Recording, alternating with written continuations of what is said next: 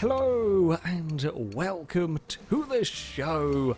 I am back with some more footage from my time playing Forza Motorsport 7. Today, going to be taking a look at a custom race. I wanted to have a little bit of a play around with the, I guess, semi-dynamic weather that you can have here. Unfortunately, I had been hoping that all tracks would have both wet and dry. There are still specific circuits. You see me kind of flick through the menu. You can see the different symbols for if we were going to have a wet track as an option. I want to have a look at Maple Valley as well, of course, another circuit returning to Forza 7 and one that I have thoroughly enjoyed driving in the past. Now, when it comes to weather, you can set it to rain. Under advanced rules, you can actually choose what sort of weather you're going to have happen and when. Well, I say and when, within reason, apparently. So for this particular race, I wanted to have it start off as dry, but fairly cloudy. We'll go to a thunderstorm, or a chance of thunderstorm, because there is a probability involved in all of this. For whatever reason, it goes up in 20%. I don't know why, but yeah. So it's a slightly better than 50% chance to have rain in the middle, and if not, still chance for some further on. And in terms of setting up a race in free play, you've got all of the restrictions. You can set up any sort of custom events that you want to be doing, as I still try to figure out my way through all of the menus. Now, the loading times for some of this does take a bit of a while. Now, you can, while in this, I talked about it briefly in the previous video, you can go into the setup, you can adjust your car, you can tune your car, you can add, I think you can even add upgrades while you're in this kind of pre-race screen. There is stuff that you can go and do. It's, yeah, not the quickest of loading times, but nevertheless, we were in at Maple Valley and ready to go racing. Naturally, I had decided to play around with a Ford Falcon because why not? It's me. We're going to have a go with touring cars, essentially.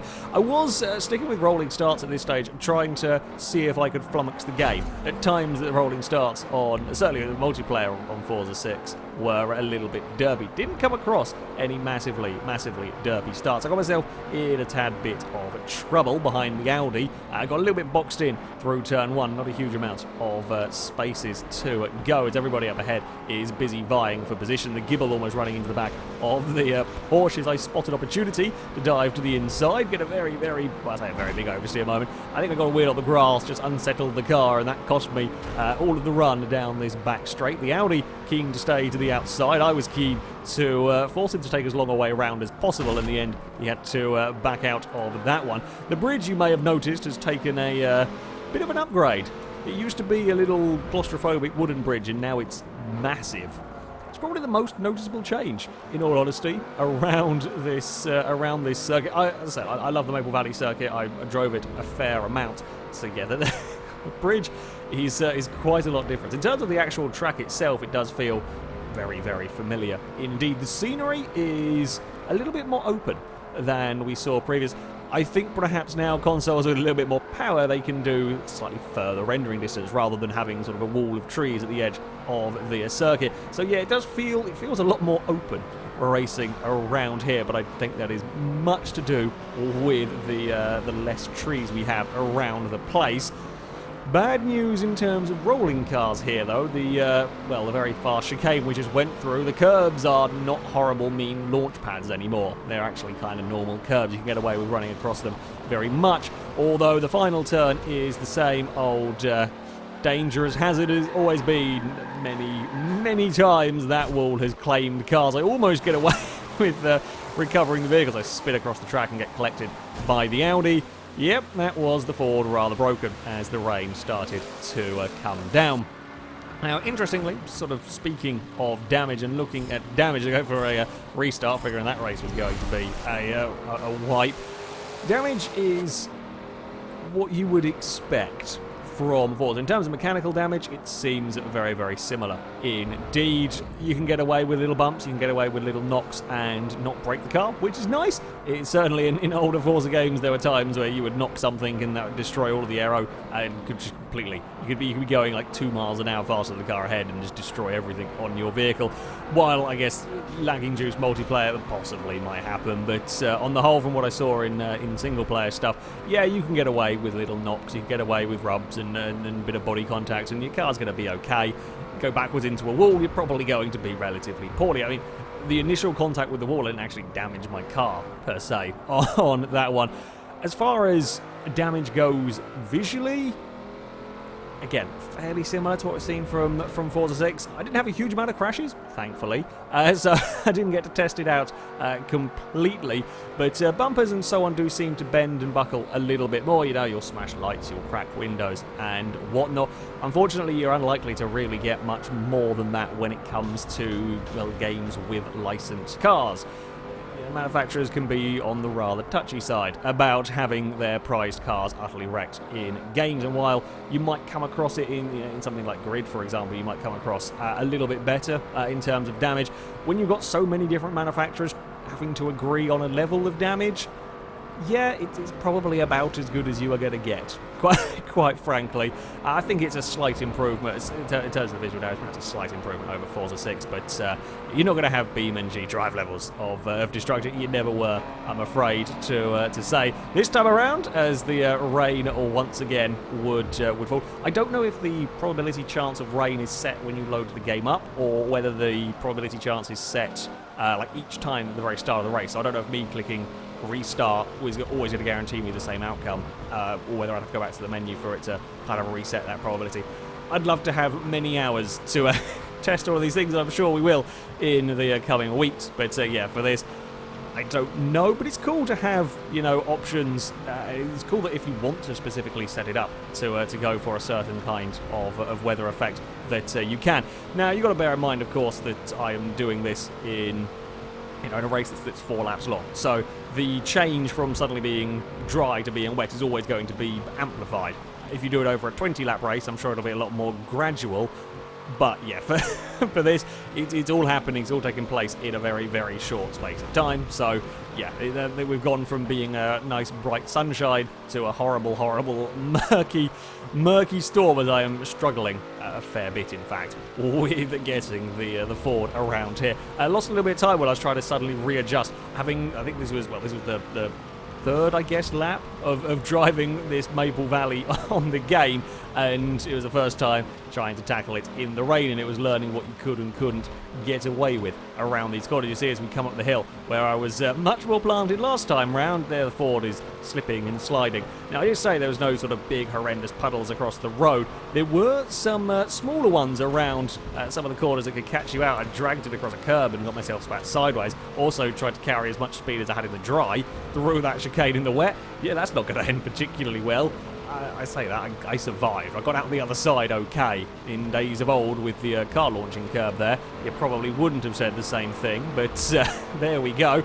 Much braver and pretty much spot on around the final corner would put me on the rear bumper of the BMW coming towards turn 1. Got brave, but couldn't quite get the vehicle slowed down through there. BMW does a very nice job of a cutback to get the position ahead of me. The spray and the general murk of everything around here was yeah, quite impressive. Quite impressive. The weather, I was a little bit stupid. I was carrying a lot more speed, a lot more bravery in these turns now. I kind of found where I could be making speed with this particular vehicle. The BMW not quite carrying as much speed as I was expecting it through there. Again, you can see the damage done to the rear bumper of the car as that gets pushed up from that contact. So we get a bit of a wiggle across the bridge, but a good dive up the inside. BMW is to the door, and I will just hold him out wide. Not a huge amount that the BMW can do through there. I think there was another puddle that could get you in trouble down that particular section. The BM having a think about going up the inside, but not quite going to be close enough. Yeah, I managed to escape my way across the curb on the previous laps. I think there might have been. I didn't really notice it in all of the battling, in all of the horrible spray and the fog and whatnot. There was Yeah, not a huge, I say not a huge amount of vision, but yeah, focus was rather elsewhere. So, as we were heading towards the last lap, again closing up on the leader with a much better run through the final corner, starting to figure out this particular circuit. In terms of tyre compounds, this was something I was curious to see how Forza would go about it with having this slightly, I'm going to call it slightly dynamic weather that we've got going on. There isn't a wet compound of tyre, unfortunately, so you won't be having a race where you start on slicks with the rain coming down and then having to dive into the pits to get new tyres. Because when you set up the race, it will set it up, whether it will be in a dry race, if you set it up as a dry race, I assume when you go to the kind of advanced settings, you won't be able to add in rain. It's only when you have it set as a wet race. Now, you could have it set as a wet race and then have all of the things set to keep it dry. I would assume, I didn't try it, I would assume if you put a Formula 1 car down or an open wheel car where you could very clearly see the tyres, I would assume they would be running treaded tyres. Now, I'm going to go out on a limb and suggest that they probably aren't going to overheat driving around a dry track. I personally don't know, having not tried it, but I think that, yeah, we haven't really got tyres. They are kind of automatically fitted to suit the conditions. Yeah, it's a little bit of a shame. I thoroughly enjoy the challenge of races where, yeah, the rain can really make a nuisance of itself and having to scramble to get new tyres, or do you get new tyres, and so on. Unfortunately, yeah, not a thing that we are going to be seeing on Forza 7. While, yeah, the weather conditions is interesting driving with this, because, yeah, the track will change each time you are going around it, potentially. I would have liked to have seen tyre compounds and so on play a part. Sadly, they do not. I get an absolutely mega run around the final corner here, trying to carry all of the speed and beat the BMW. It was not to be. Spectacular photo footage. Not bad for, what was the... AI is taking control of my car. I'm going to go skating off through the sand trap. Yeah, not bad. Not bad for a first race. Or not for a first race, but for one of the first few races I did to have had quite such a close finish. Yeah, the weather is spectacular, but yeah, there are perhaps a couple of things that would have been nice to see that we do not. Of course, it wouldn't be me playing Forza without doing something a little bit on the silly side. So, I wanted to have a look at Autocross. Now, Autocross is back, thank God for that. It is under Rivals mode that you can do these various things, and Rivals mode are, well, online leaderboards, and they are prone to changing.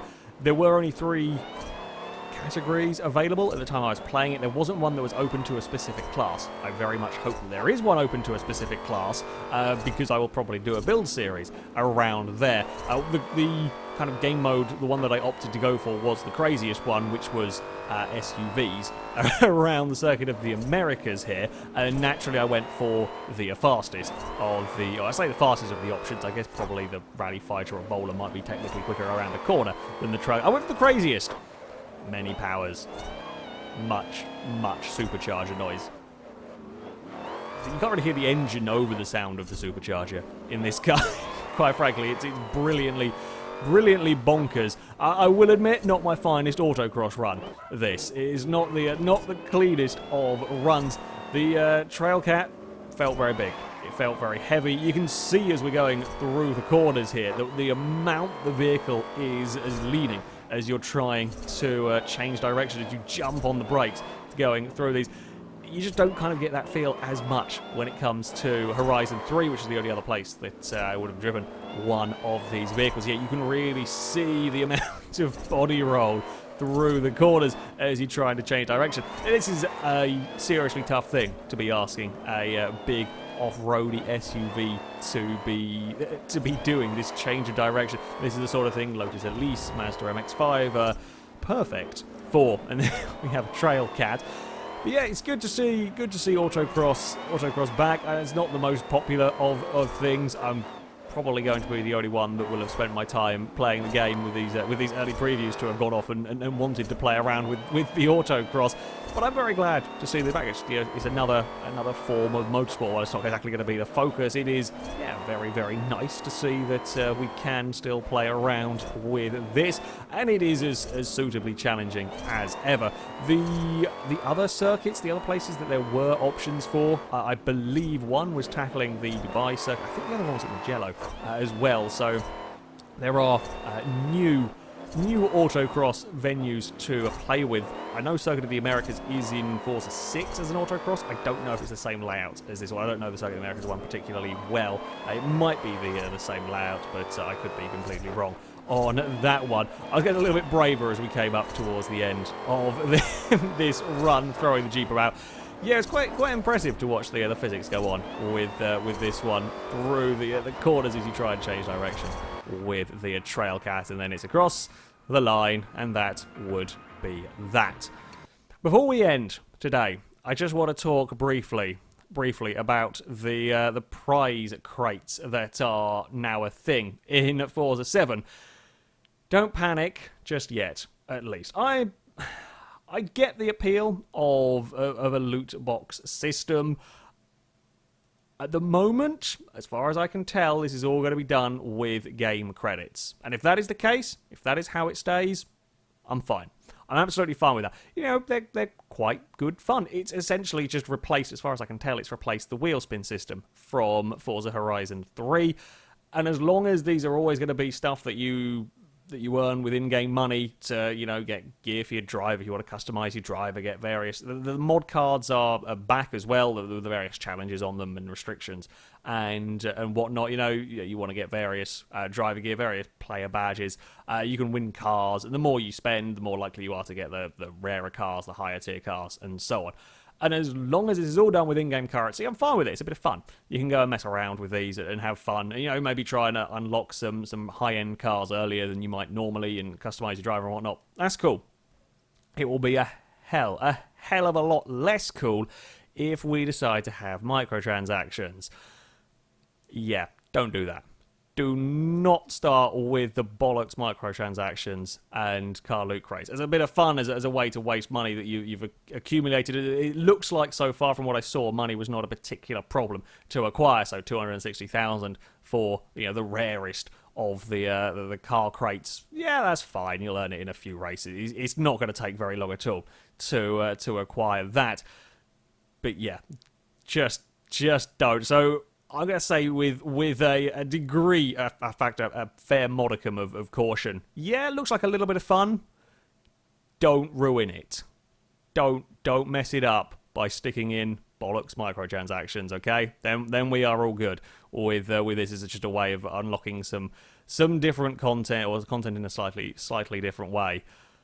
That, though, is going to be it for this video. Thank you very much for watching, and until next time, goodbye.